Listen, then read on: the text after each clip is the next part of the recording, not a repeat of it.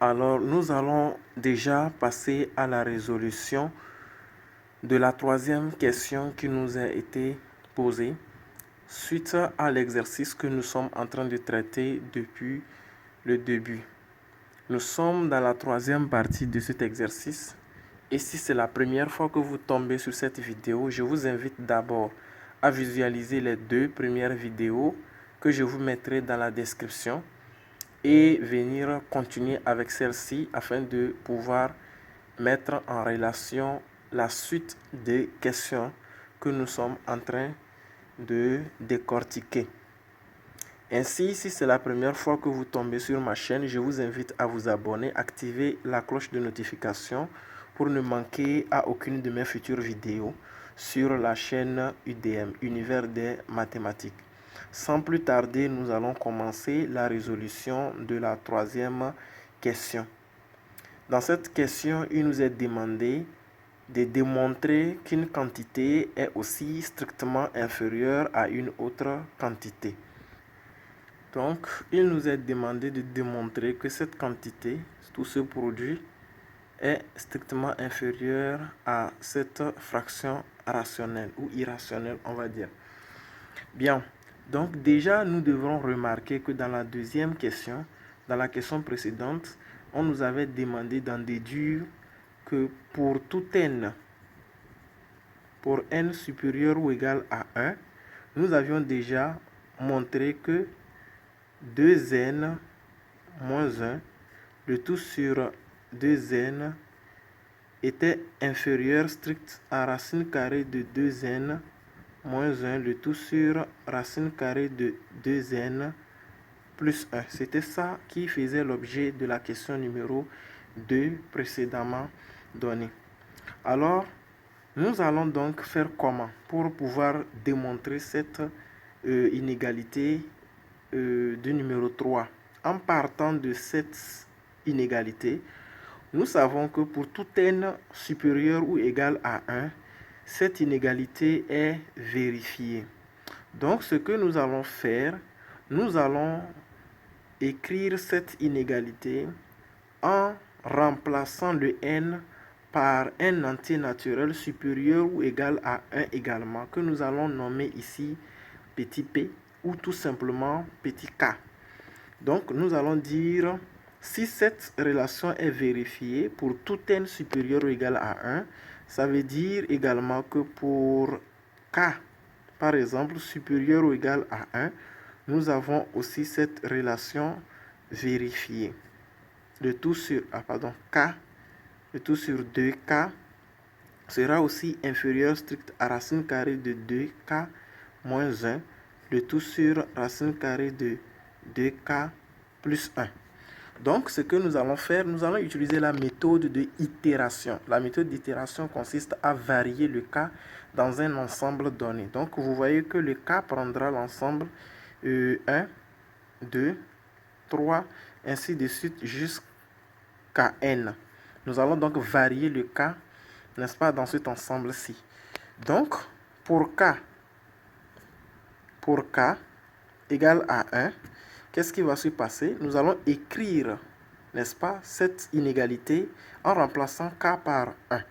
Donc, on a 2 points, 2 multiplié par 1 moins 1, le tout sur 2 multiplié par 1, qui reste inférieur à racine carrée de 2 multiplié par 1 moins 1, le tout sur racine carrée de 2 multiplié par 1 plus 1.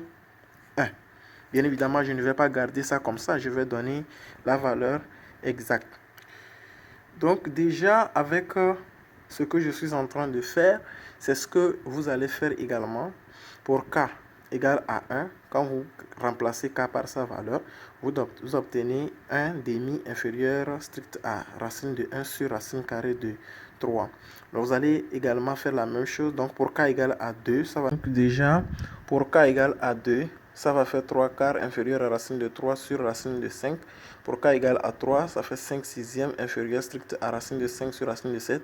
Et nous allons varier le k comme ça jusqu'à n, jusqu'à la valeur n. Donc pour k égale à n, nous aurions 2n moins 1 le tout sur 2n qui reste inférieur strict à racine carrée de 2n moins 1, le tout sur racine carrée de 2n plus 1. 2n moins 1, le tout sur racine carrée de 2n plus 1. Donc, en fonction de ceci, ce que nous allons faire maintenant, nous allons faire produit membre à membre parce que déjà les valeurs que nous obtenons ici, vous voyez, ainsi de suite, font déjà l'objet de la démonstration. Donc, ce qui reste à faire, c'est faire quoi? C'est de multiplier chaque membre, n'est-ce pas, pour obtenir le résultat. Donc, en faisant le produit membre à membre, j'aurai, n'est-ce pas, le 1 demi multiplié par 3 quarts multiplié par 5 sixièmes, ainsi de suite, en faisant également la même chose du côté droit. Donc, ici, je vais obtenir quoi? Je vais obtenir 1. Donc, voilà ce que nous obtenons. Lorsque je fais produit membre à membre, voilà ce que j'obtiens. Alors, qu'est-ce qui se passe? Déjà, du côté gauche, nous avons déjà obtenu ce qu'on nous a demandé de démontrer. Donc, du côté droit, il y a donc la simplification à faire. Donc, à chaque fois que nous observons cela, nous voyons que racine carrée de 1 est égale à 1. Donc, ici, nous voyons racine carrée de 3, qui peut être simplifiée avec racine carrée de 3 du haut ici. Racine carrée de 5 ici également va être simplifiée avec racine carrée de 5 ici.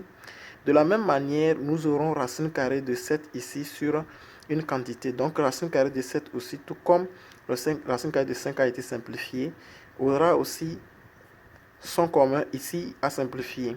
De la même manière, si on continue jusqu'à la fin, on verra que racine carrée de 2n moins 1 aussi aura un racine carrée de 2n moins 1 au dénominateur ici qu'il aura à simplifier. Donc, les seuls éléments qui nous restent au numérateur, c'est racine carrée de 1 qui est 1. Et ici, au dénominateur, racine carrée de 2n plus 1 qui est là également. Donc, nous allons réécrire, n'est-ce pas, cette inégalité. Donc, nous aurions 1 demi multiplié donc par 3 quarts, multiplié donc par 5 sixièmes, multiplié par point, multiplié par 2n moins 1, le tout sur 2n qui reste strictement inférieur à quoi?